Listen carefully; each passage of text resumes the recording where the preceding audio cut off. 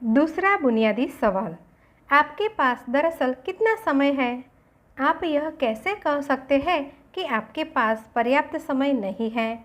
आपके पास एक दिन में उतने ही घंटे हैं जितने Helen Keller, Louis Pasteur, Michael Angelo, mother Teresa, Leonardo da Vinci, Thomas Jefferson और अल्बर्ट आइंस्टाइन के पास थे। H Jackson brown. विधाता ने किसी को सुंदरता ज़्यादा दी है, किसी को कम दी है, किसी को बुद्धि ज़्यादा दी है, किसी को कम दी है, किसी को दौलत ज़्यादा दी है, किसी को कम दी है, लेकिन समय उनसे सबको बराबर दिया है।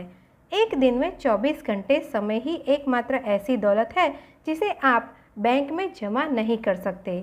समय का गुजरना आपके हाथ में नहीं होता, यह तो घड़ी की सुई के साथ लगातार आपके हाथ से फिसलता रहता है। आपके हाथ में तो बस इतना रहता है कि आप इस समय का कैसा उपयोग करते हैं। अगर सदुपयोग करेंगे तो अच्छे परिणाम मिलेंगे, अगर दुरुपयोग करेंगे तो बुरे परिणाम मिलेंगे।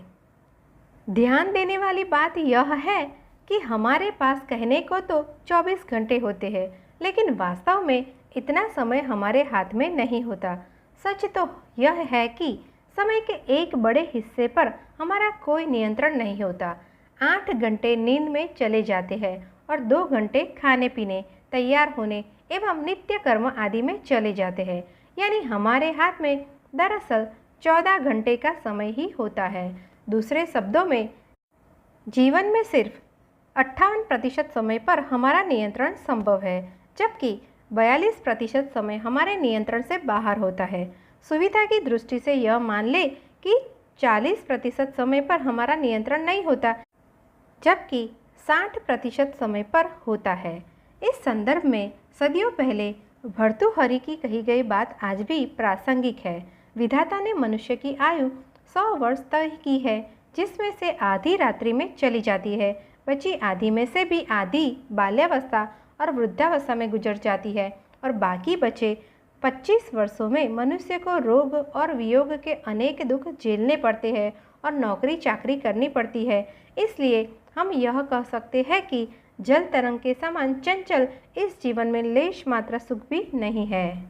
समय अनमोल है, क्योंकि वास्तव में समय ही संसार की एकमात्र ऐसी चीज है जो सीमित है।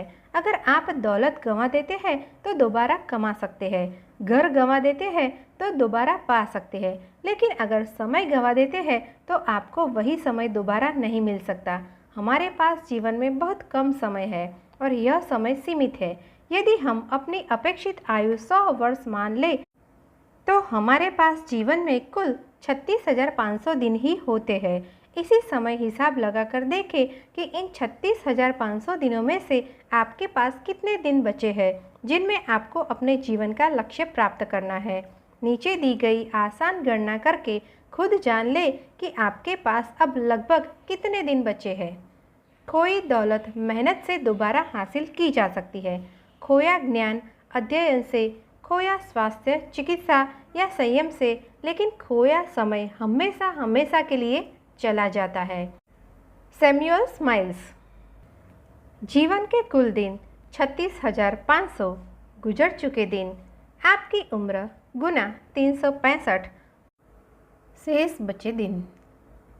अगर हम जीवन में कुछ करना, कुछ बनना, कुछ पाना चाहते हैं तो यह अनिवार्य है कि हम समय का सर्वश्रेष्ठ उपयोग करना सीख लें, ताकि इस धरती पर अपने सीमित समय में हम वह सब हासिल कर सके जो हम हासिल करना चाहते हैं, चाहे वह दौलत या शोहरत हो, सुख या सफलता हो।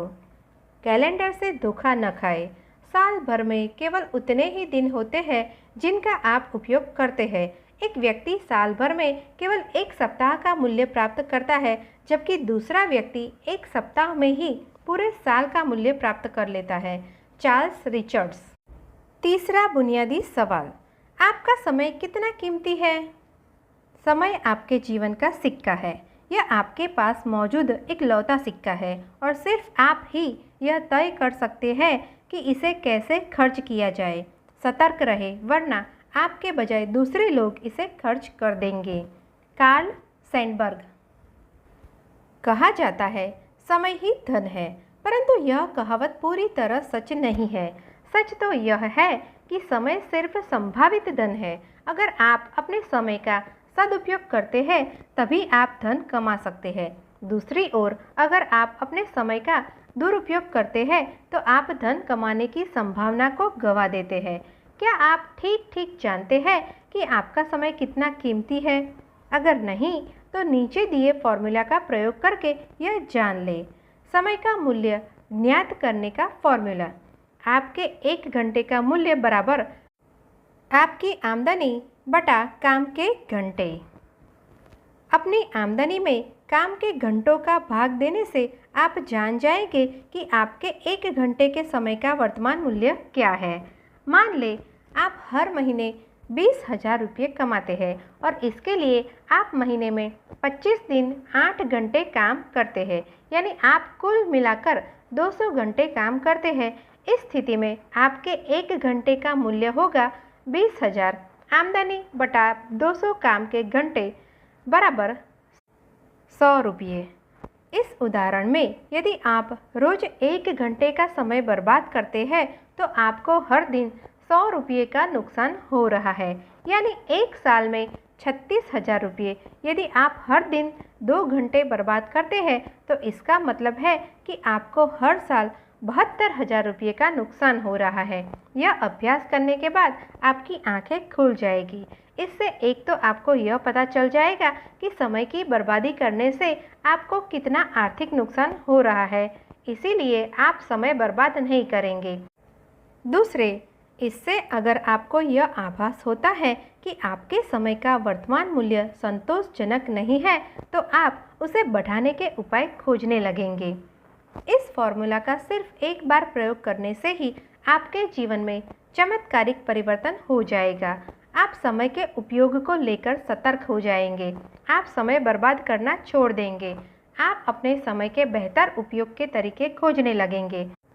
आप कम समय में ज़्यादा काम करने के उपाय खोजने लगेंगे और यह सब केवल इसलिए होगा क्योंकि अब आपको पता चल चुका है कि आपके काम का हर मिनट कितना कीमती है और उसे बर्बाद करके आप अपना कितना आर्थिक नुकसान कर रहे हैं। आधुनिक मनुष्य उन चीज़ों को खरीदने लायक पैसा कमाने के पीछे पागल है जिनका आनंद वह व्यस्तता के कारण नहीं ले सकता। फ्रैंक ए क्लार्क।